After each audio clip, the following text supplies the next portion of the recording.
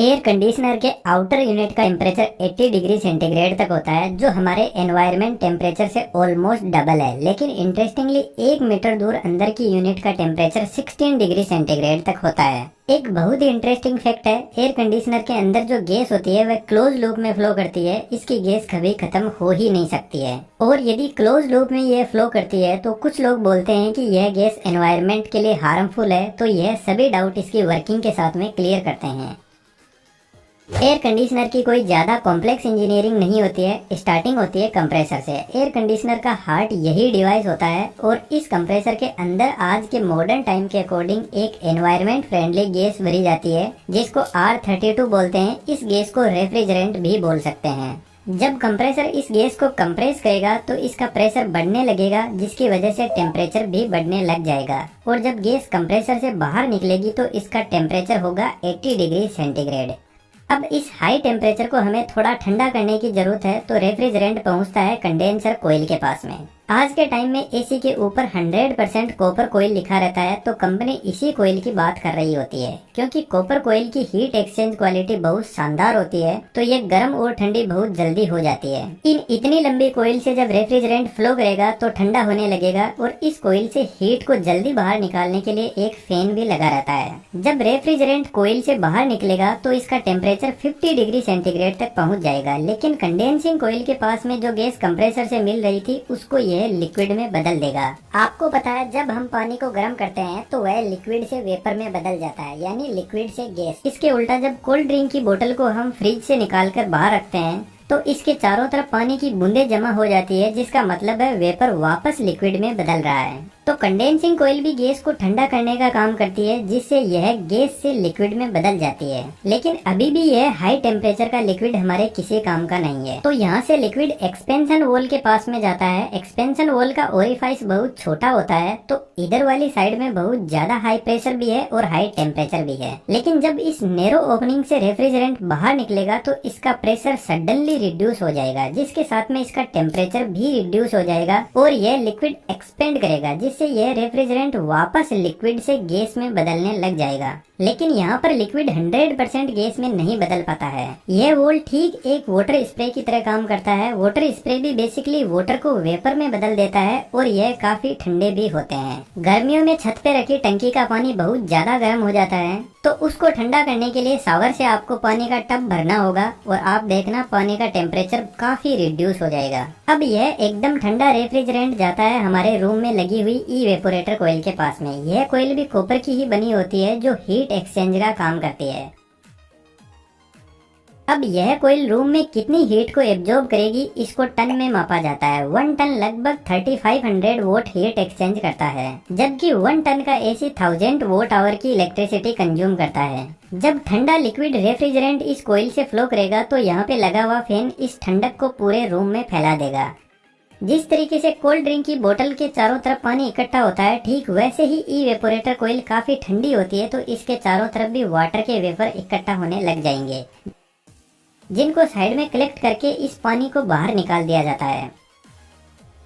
इसी फंडे को यूज में लेकर बारिश के मौसम में बहुत ज्यादा नमी हो जाती है, तो एयर कंडीशनर रूम के अंदर की नमी को भी सोख कर बाहर निकाल देते हैं। और ऐसा हमारे साथ में भी होता है। जब हमारी स्किल का लेवल एकदम वीक होता है तो लाइफ हमें एकदम च्युइंगम की तरह चबाकर फेंक देती है। लेकिन 3D एनिमेशन की स्किल काफी पावरफुल है, और आज के टाइम में काफी डिमांडिंग भी है। हमने एनिमेशन तो आपको डिटेल में सिखाया ही है, इसके अलावा डिफरेंट टाइप्स के जो अर्निंग के तरीके हैं उनको भी डिटेल से डिस्कस किया है। डिस्क्रिप्शन में डिटेल्स अवेलेबल है, आप जरूर से कोर्स को ज्वाइन कीजिएगा, आपको बहुत कुछ सीखने को मिलेगा। Now back to the point. अब यह कोयल रूम को तो ठंडा कर रही है, लेकिन रूम की जो गर्मी है उससे इसमें फ्लो हो रहा रेफ्रिजरेंट धीरे धीरे वापस गर्म होने लगता है। और अभी मैंने आपको बताया कि एक्सपेंशन वो लिक्विड रेफ्रिजरेंट को 100% वेपर में नहीं बदल पाता है, तो रूम के अंदर जो गर्मी है उससे रेफ्रिजरेंट वेपर में बदलने लग जाता है। लेकिन जब रूम ठंडा हो जाता है तो यह कोयल भी इस रेफ्रिजरेंट को पूरा वेपर में नहीं बदल पाती है। अब इवेपोरेटर कोयल से यह मिक्स्ड लिक्विड और वेपर पहुंचता है कंप्रेसर के पास में। और जैसा कि इस डिवाइस का नाम ही कंप्रेसर है, तो इतना तो हम दिमाग लगा सकते हैं कि सिर्फ गैस को ही कंप्रेस किया जा सकता है, लिक्विड कंप्रेस नहीं होता है। और बाई चांस ये लिक्विड कंप्रेसर में पहुंच गया तो कंप्रेसर ब्लास्ट कर जाएगा।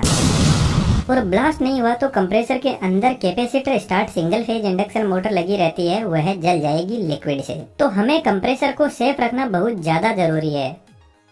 तो एक्चुअल में एक्सपेंशन वॉल कुछ इस टाइप का होता है और ये जस्ट इवेपोरेटर कोयल के पास में लगा रहता है। इसमें नीचे से हाई टेम्परेचर और प्रेशर वाला लिक्विड आ रहा है और जब यह इस नैरो एरिया से पास करेगा तो वेपर में बदल जाएगा। एक्सपेंशन वॉल बेसिकली यहाँ पर जो ओपनिंग है उसको कंट्रोल करता है। यदि यह रेफ्रिजरेंट को बहुत कम एरिया से पास करवाएगा तो कुछ ही रेफ्रिजरेंट वेपर में बदल पाएगा, जिससे इवेपोरेटर कोयल कम ठंडी होगी।